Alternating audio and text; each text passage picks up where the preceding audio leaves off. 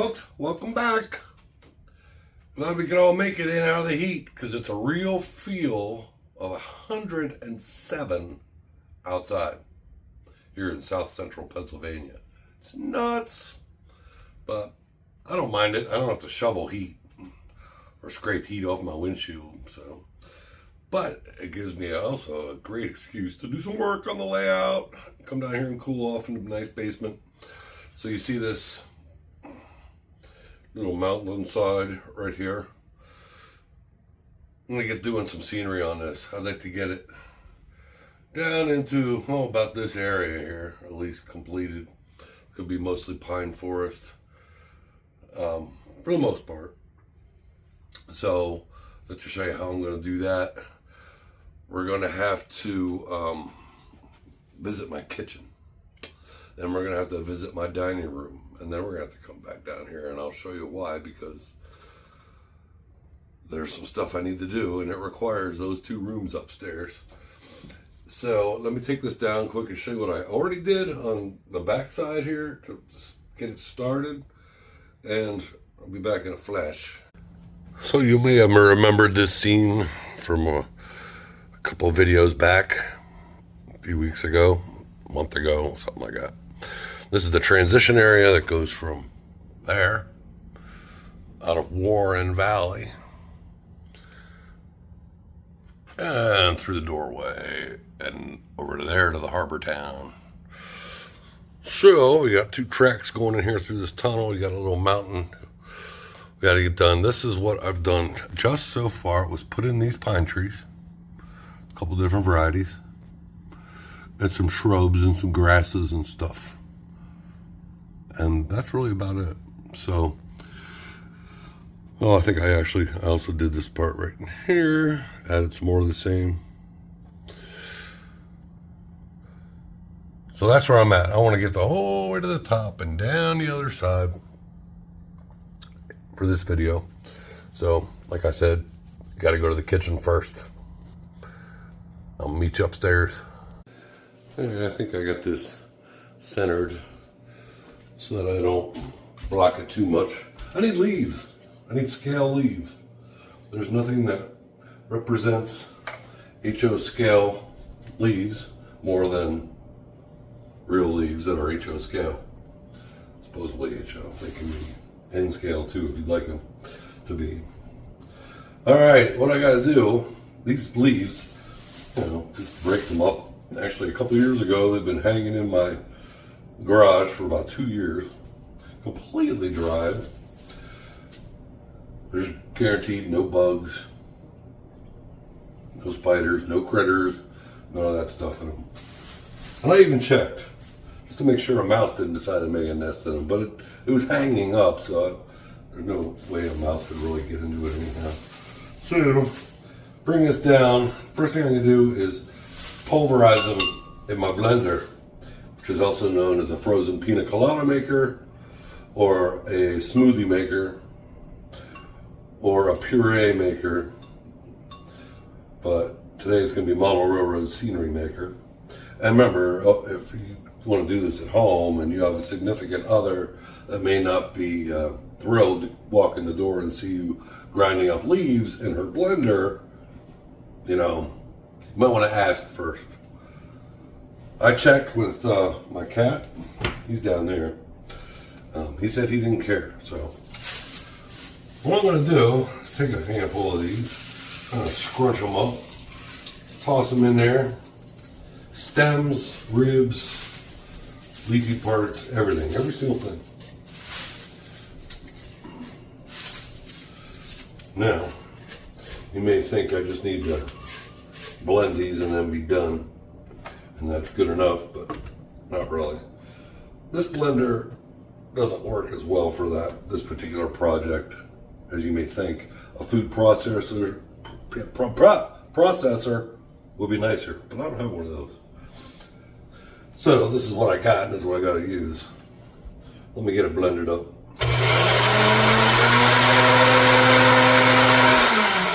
I get it started.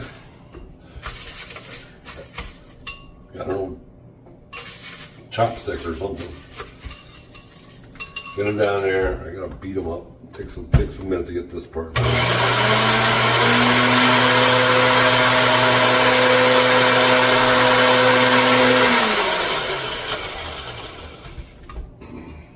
Creates a little bit of dust, so I will have to wipe everything down when I'm done. Re-sanitize my countertop.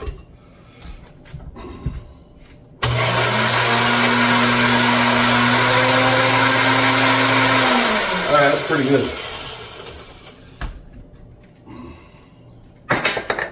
Oops. Now, let me take the phone down here, show you what it looks like in stage 1. Okay, hopefully you can see that. If I was modeling O scale, I wouldn't bother with this next step because that would be about perfect. It's like forest debris mixed with leaves or sticks that used to be the stems of the leaves. But I need to pulverize this down some more, and I'll show you what we need to do with that. All right, this is a handy dandy coffee grinder. This is only used for this purpose. It stays down in my workshop, not to put beans in it. This picked up at a thrift store for like $1.75 or something a long time ago. But there's the stuff in the coffee grinder. I'll show you what it looks like here in a second. Oh, watch this. That's about all it should need. There you are. That's what we're after.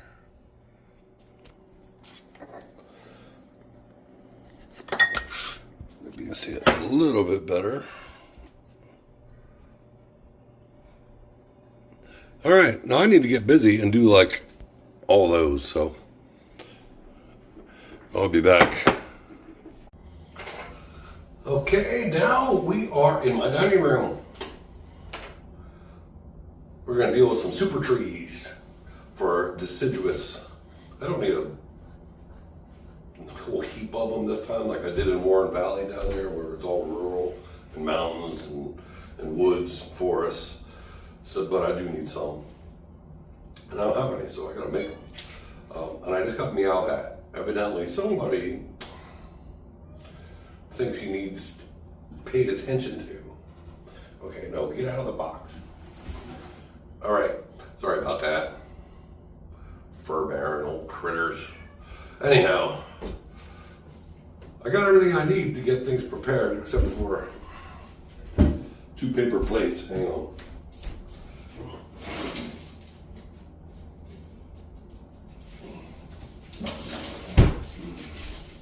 There we have 2 paper plates.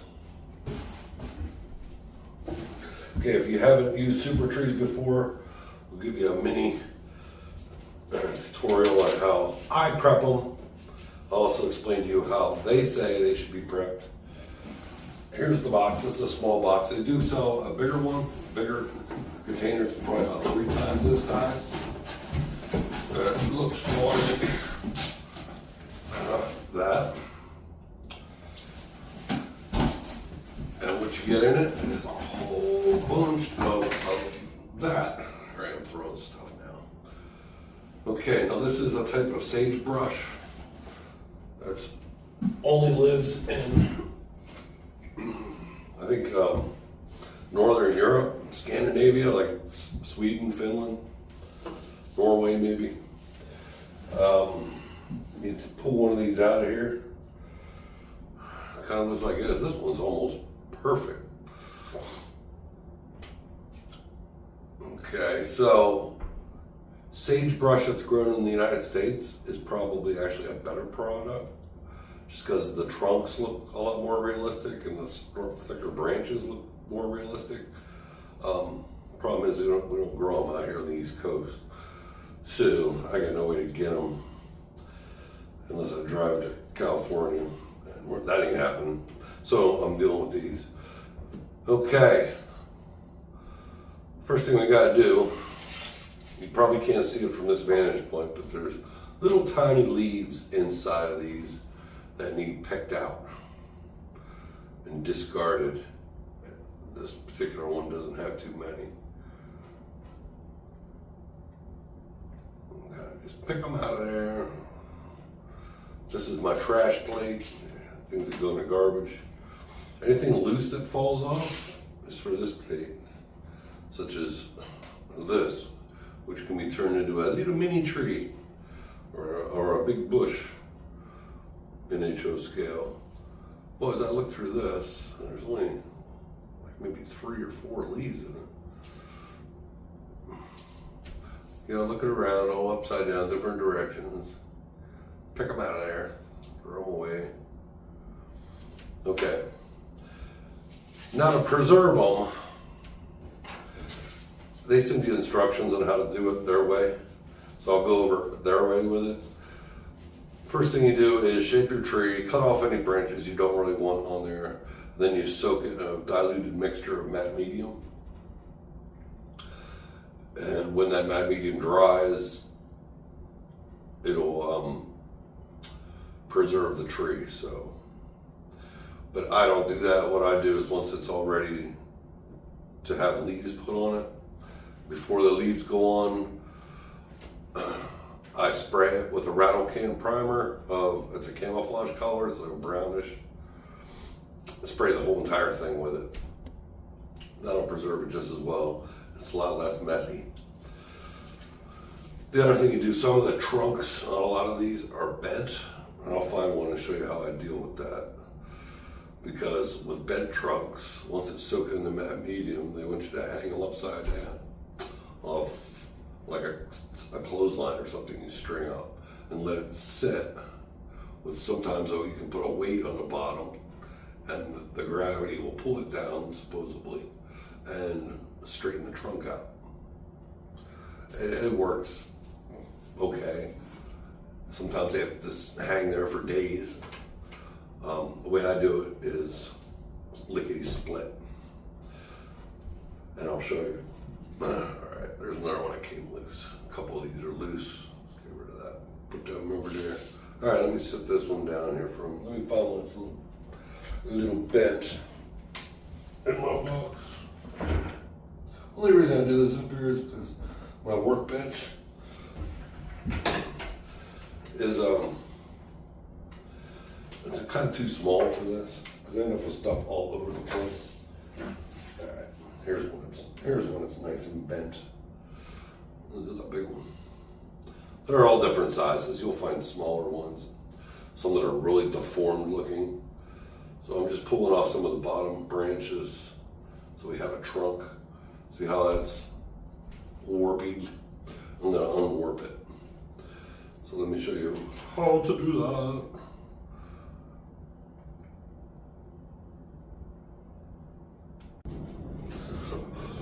Okay, this is the third time I try to record this. And I got the stuff out of the frame and it looked weird and you couldn't see everything. So I zoomed in right on the spot here with a very warped tree. So let's see how we can straighten out this trunk. It looks like it went through a hurricane. All right, this method is not mine. I think I got, oh, there's a couple more leaves in there. Get them out of there. Get out of there, leaf. This batch does not have many leaves in it, and that's nice because sometimes they're loaded with them. All right. Oops, there's another bugger. Hide in there. Get out. Get out. Okay. What we're going to do, this is a method that I learned from Dave Ferrari, if you're familiar with him.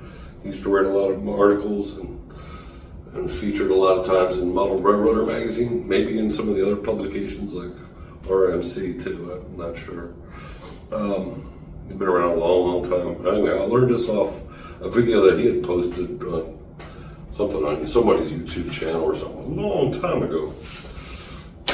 So it's a lot better than hanging them upside down. Okay, so we got this bend in it. We're gonna set it like this so the arc is facing upwards where it's bent.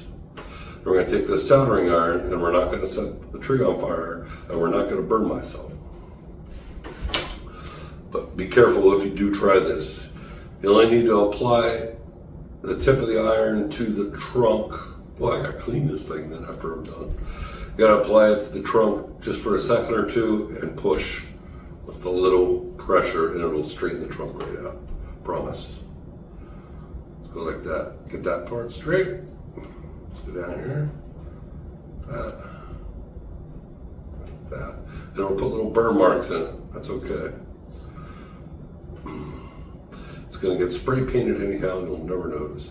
But don't let it sit on there and push. It will go burn right through the trunk. You don't want to do that. All it takes is just a little pressure, a little heat. Here we go. There we go. Hopefully you can see it's pretty straight. I'm only do about 7 or 8 more of these. So I give credit where credit is due. Mr. Dave Ferrari, his idea.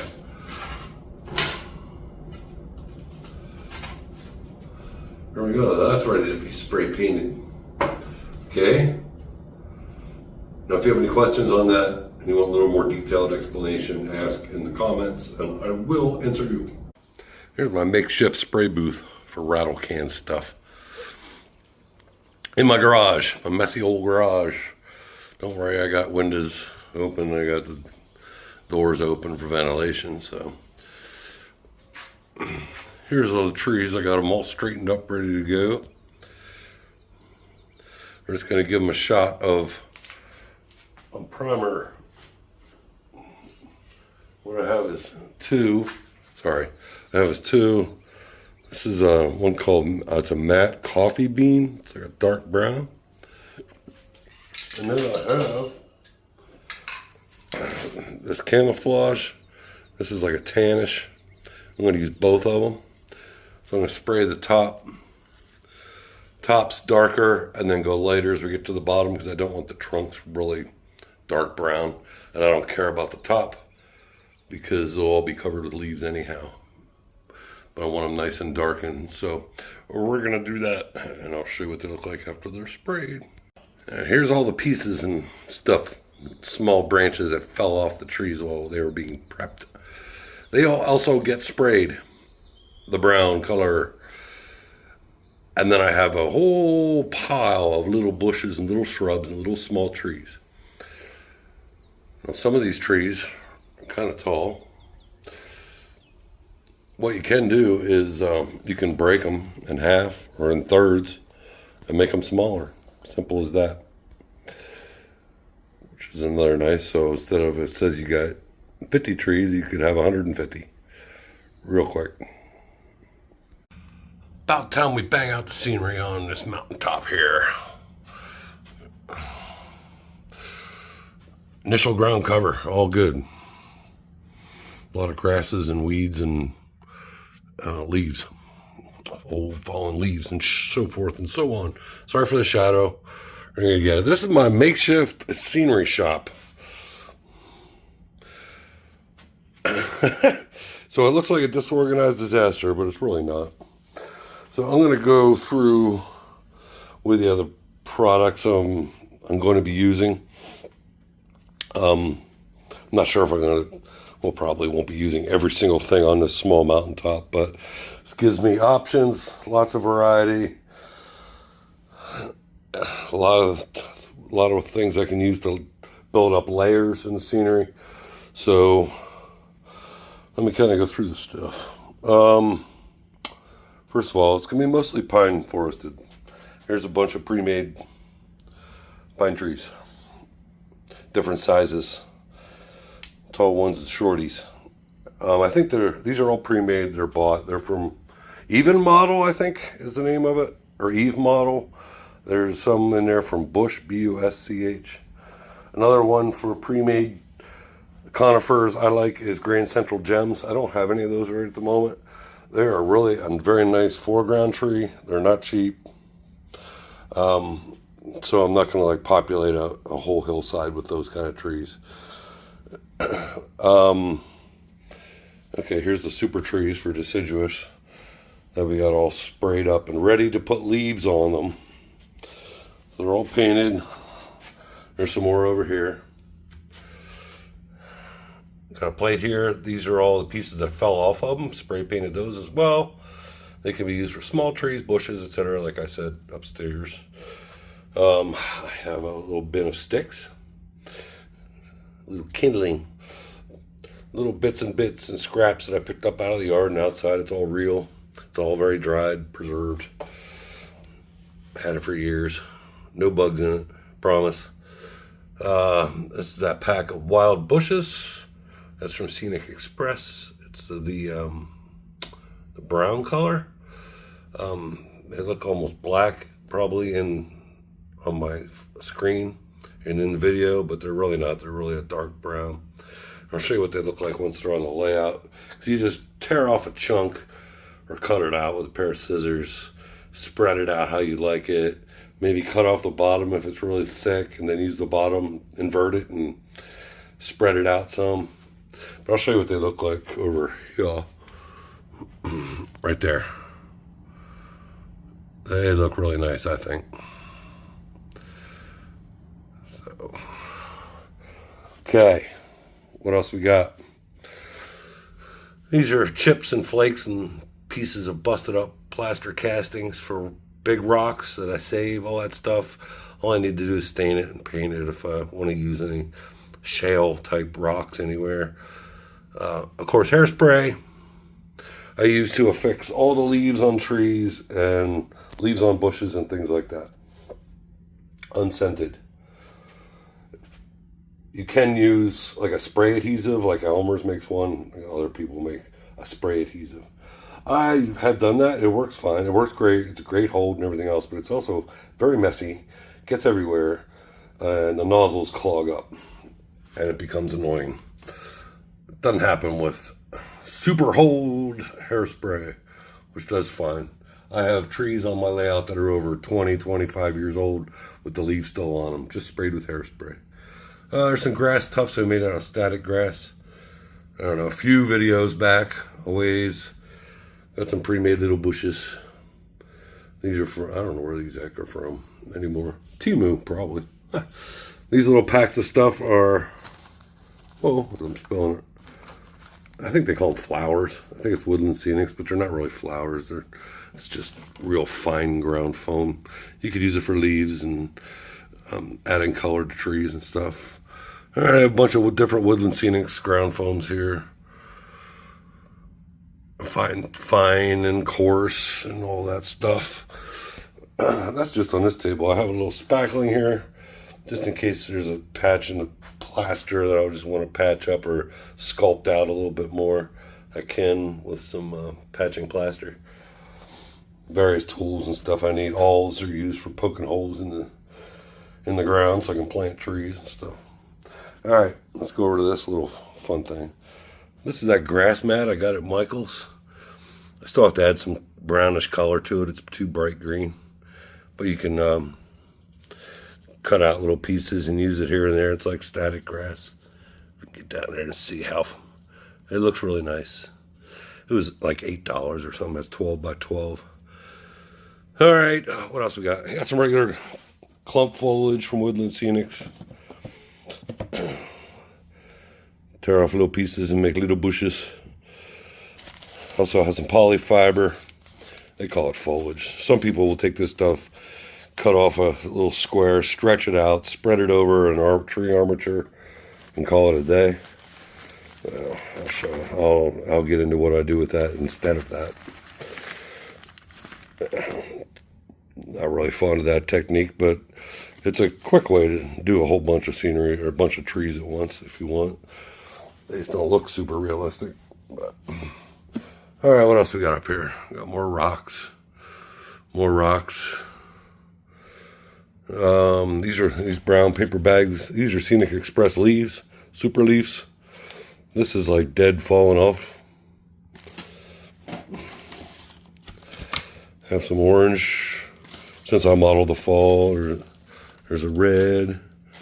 There's back in there a different shade of orange. Got some yellows, like a reddish brown. Oh, what else is down in here? Some more dirt. Got some, what do they call it? Field grass, natural straw, and dark green. Ugh. Take the lid off one. Looks like a bunch of hair, but you can just cut.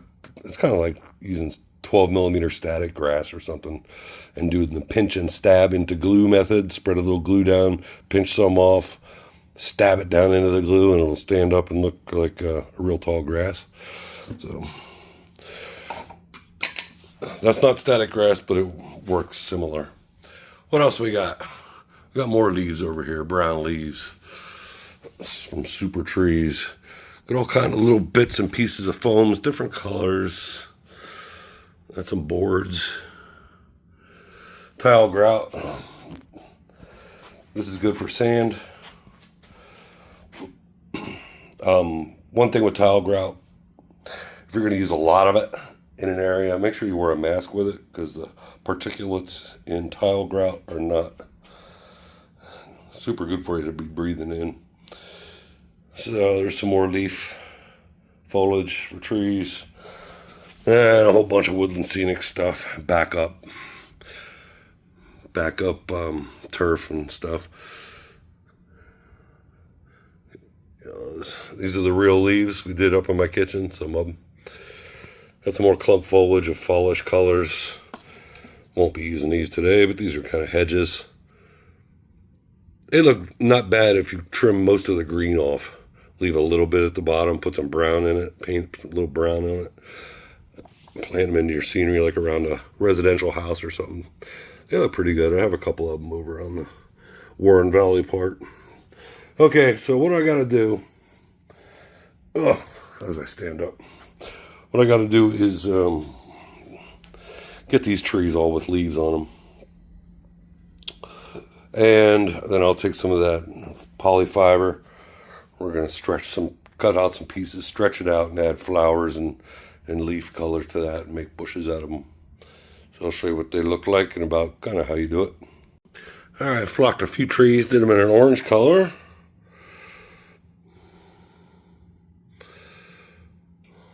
There's one. Since I model the fall, and most people know that not every leaf on a tree turns colors in the fall all at the exact time. So this one has a lot of green and it's starting to turn orange. What I did is doused it with the orange and then went in and sprinkled fine green ground foam, a green blend from Woodland Scenics, over top, of course, the hairspray. Keeps it from falling off, and there we go. So I do that with all this stuff. So if I do a red, it's not going to be bright red. It's going to have a bunch of green and mixed in with it, or brown. Same thing with yellow. But I'm going to do some orange trees here for a little bit. We'll do a couple of the other ones.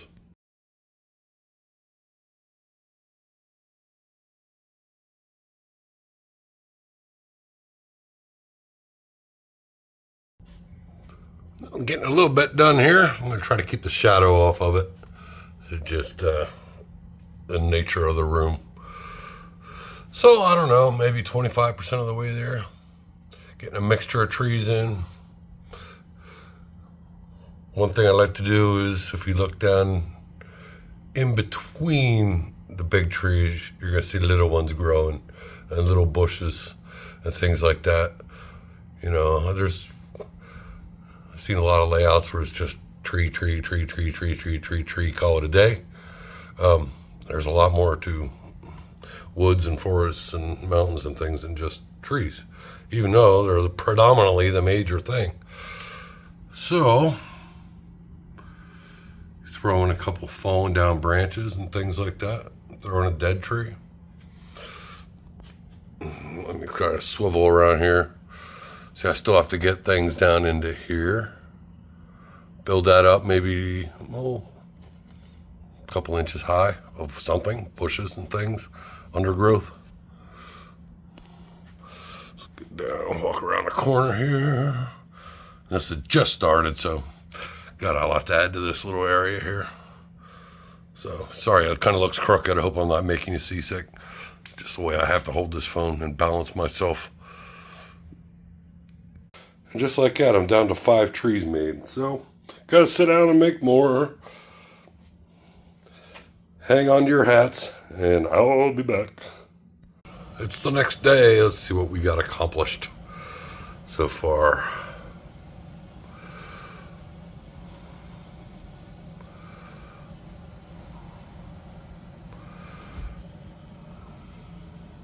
Makes you want to take a walk in the woods, doesn't it?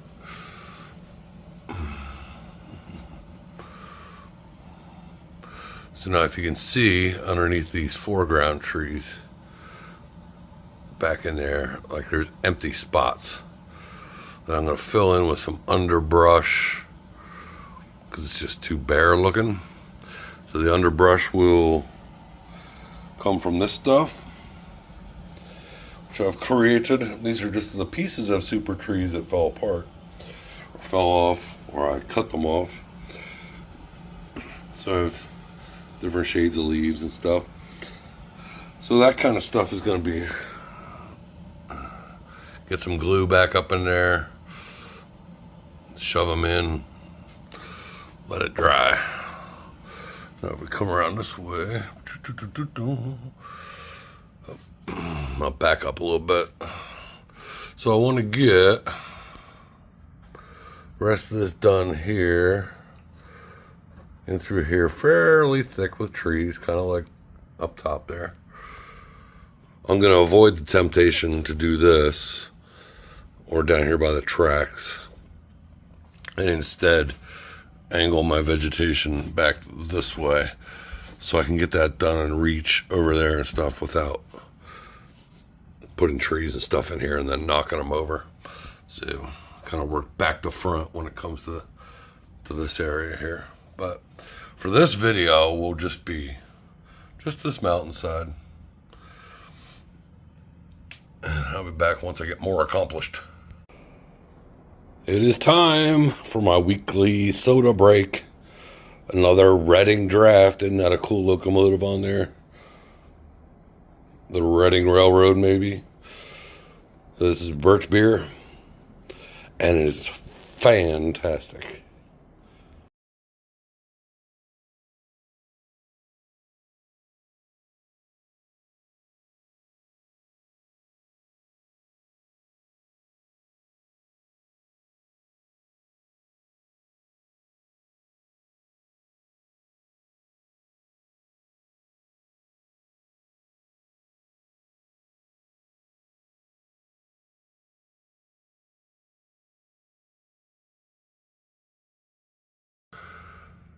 Guess we'll come to the end of this little scenery episode. Mainly because I ran out of hairspray. Ay. Completely out. I thought I had another can and I don't. So next time I'm out at the store this week, I'm going to have to grab a couple. But anyhow, so I figured, well, just to wrap it up, I'm going to start getting some of the ground cover down in this area. So I got some down here on the tracks over there.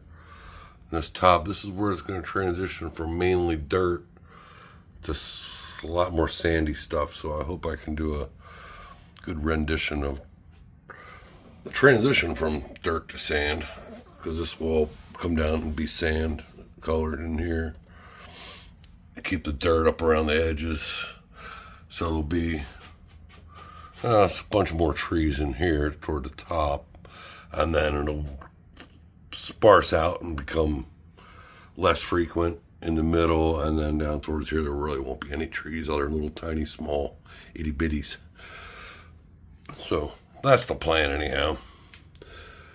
You know how what they say about plans, sometimes they don't always go exactly the way you thought, but I'm going to try to do a faithful rendition of transitioning from dirt to sand. So we shall see how it comes out. All right, folks, well, that's it for today. Thank you for coming along, hanging out in the layout room with me again. Don't have to look at my messy workbench for 3 videos. Actually, it's pretty clean now. Cleaned it up pretty well. So that's about it, gosh. I guess I will catch you on the next one. Thanks for subscribing, all of you that do appreciate it. And if you could hit that like button, YouTube algorithms like it when people hit like buttons. So thanks a lot and have a great weekend.